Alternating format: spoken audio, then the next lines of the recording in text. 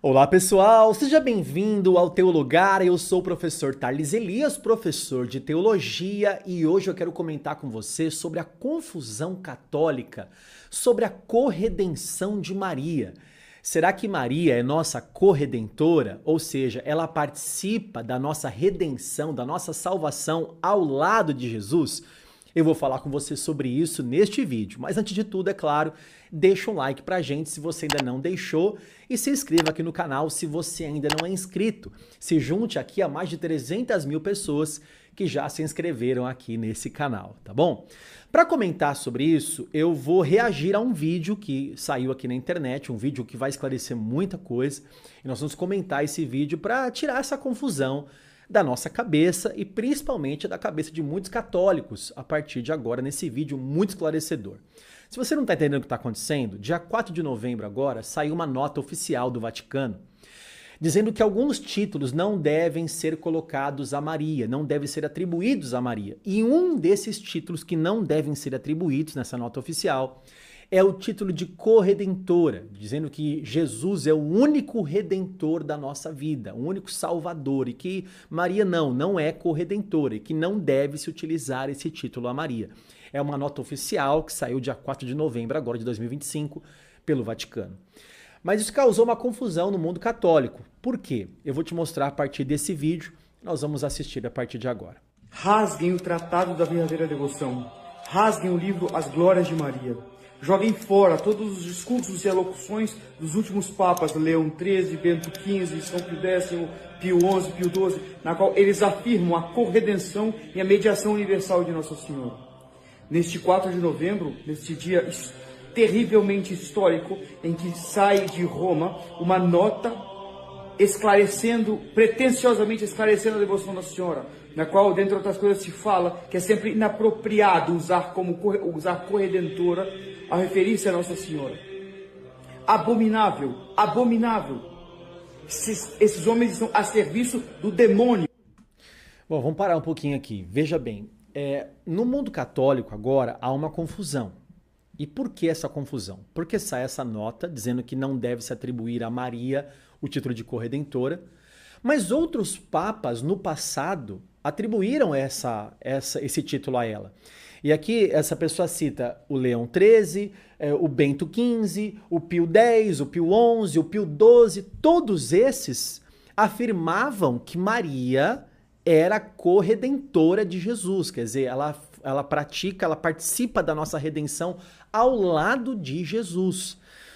Mas agora, o Papa Leão XIV, e parece que também os dois últimos papas, o Francisco e o Bento XVI, também não são a favor de que chamem Maria de corredentora, que Jesus é o único salvador e o único redentor.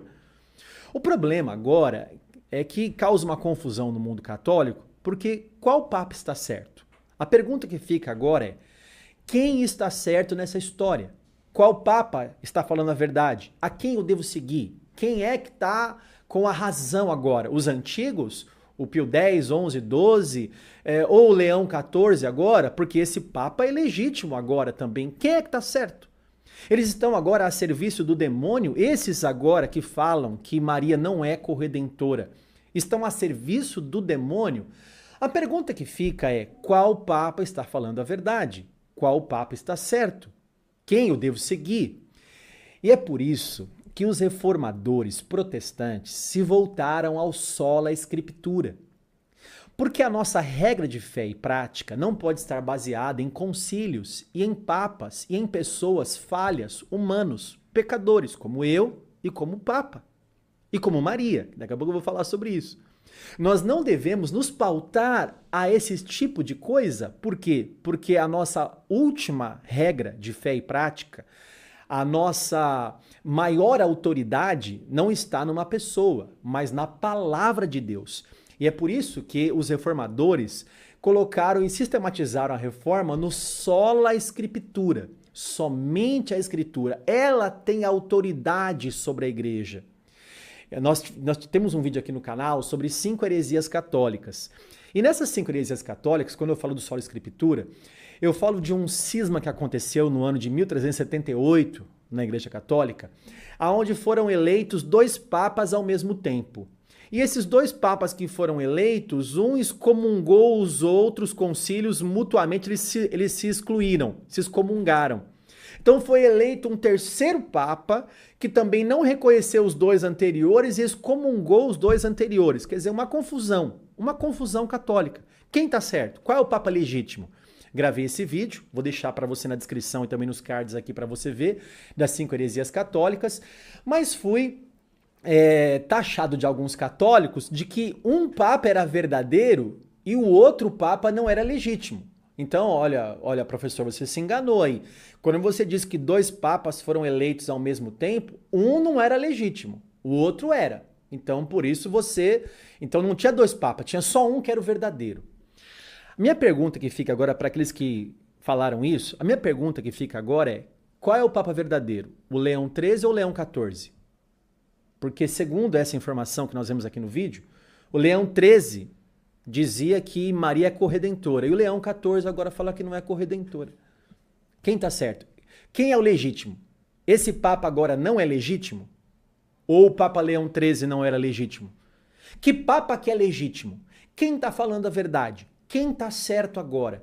E é por isso, meus irmãos, por favor, que a gente não pode ser pautado por concílios e por papas. As escrituras devem ser a nossa regra de fé e prática e autoridade final em nossa vida. Porque se nós formos nos pautar em homens, nós estaremos assim, um dia assim, outro dia assado, um dia assim, outro dia assado. A palavra de Deus é eterna, ela não muda. Por isso, sola escritura. Mas veja o que ele continua falando desses homens que ele diz que estão a serviço de Satanás. A serviço de Satanás. Satanás reinará no Vaticano e o Papa será o seu escravo. Foi o que o padre Kolbe viu na comemoração dos 200 anos da fundação da primeira loja maçônica em Roma, em 1917, quando as sociedades secretas diziam que no Vaticano reinaria o seu espírito. E essa nota foi aprovada pelo Papa no dia 7 de outubro, dia de Nossa Senhora do Rosário. Diga se não é uma guerra contra Nossa Senhora e, portanto, uma guerra contra nosso Senhor Jesus Cristo. Sim, nós estamos diante de nós com homens que não mais professam a fé católica. Homens que trabalham para a destruição da igreja. É preciso resistir. É preciso resistir. Não tem como mais ficar passando pano nessa gente. Cadê esse povo que fica com pulseirinha no braço, com totus tuus, consagração total? Tem que se levantar agora para defender Nossa Senhora. Mesmo se um anjo do céu descesse e falasse algo que fosse contrário à doutrina católica, nós deveríamos resistir? Não, peraí. A gente vê uma deturpação completa do texto sagrado. O texto não fala que se um anjo do céu aparecer e falar alguma coisa contra a fé católica que nós deveremos resistir. Não, não é isso que o texto fala.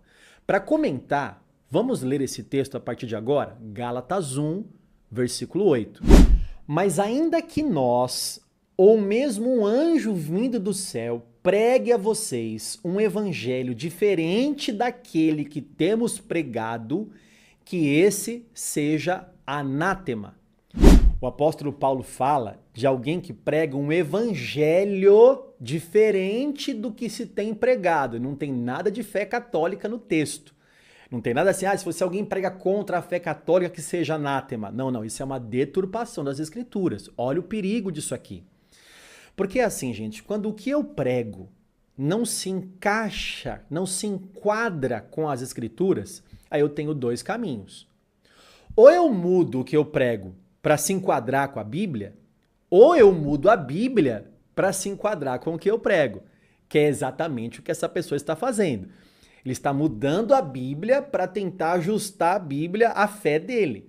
A Bíblia não fala isso. O apóstolo Paulo fala que aquele que acrescenta, que fala algo que vai além do que ele tem pregado, do que o Evangelho tem nos ensinado, do que Jesus nos ensinou, do que os apóstolos nos ensinaram.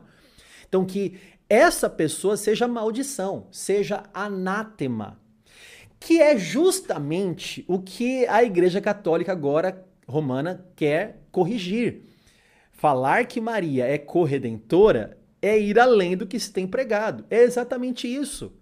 E é isso que é ir além do que se tem pregado. É isso que é ir além e diferente do que o evangelho que Jesus ensinou, porque Jesus nunca ensinou que Maria é corredentora. Sabe o que a Bíblia fala? Atos 4, versículo 12, que não há nenhum outro nome que importa que sejamos salvos, senão o nome de Jesus. 1 Timóteo, capítulo 2, versículo 5, apenas um mediador entre Deus e o homem. E quem é esse mediador? Jesus Cristo. Jesus, o único mediador. Então Maria não é mediadora, não é corredentora. Jesus falou em João capítulo 14, versículo 6, que ninguém vem ao Pai senão por mim, apenas por Jesus, apenas por Jesus. Mas para esclarecer aqui, deixar bem claro o que nós concordamos agora com essa nova doutrina católica de que Maria não é corredentora, né? São as frases da própria Maria no seu cântico. Está lá em Lucas, no capítulo 1, e eu quero ler com você a partir de agora. Então Maria disse: a minha alma engrandece ao Senhor, e o meu espírito se alegrou em Deus, meu Salvador. O que nós vemos aqui é que a própria Maria chama Jesus de meu Salvador. Ela não está participando como corredentora da nossa salvação. Ela não é nossa salvadora. Não. Nós temos um Salvador, que é Jesus. E a própria Maria reconhece que ele é salvador dela. Isso é muito importante porque se Maria precisa de um salvador, ela é pecadora. Ela não é imaculada, ela não é sem pecado. Porque se ela fosse sem pecado, ela não precisaria de salvação. Então Jesus é o único salvador.